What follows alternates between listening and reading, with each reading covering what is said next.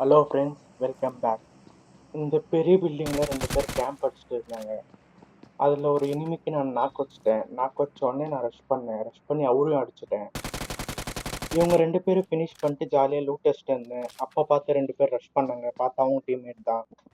நீங்களே பாருங்க இவங்க 2 பேர்த்தையும் எப்படி ஃபினிஷ் பண்ணாங்க.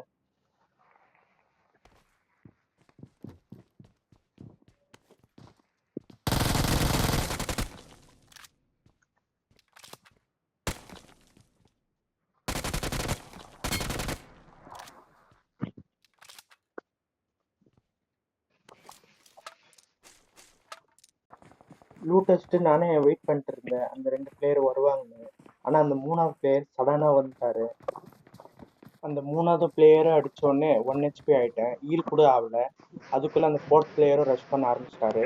அவரையும் அடிச்சுட்டு 1v4 நெக்ஸ்ட் கம்ப்ளீட் பண்ணிட்டேன். நீங்களே பாருங்க.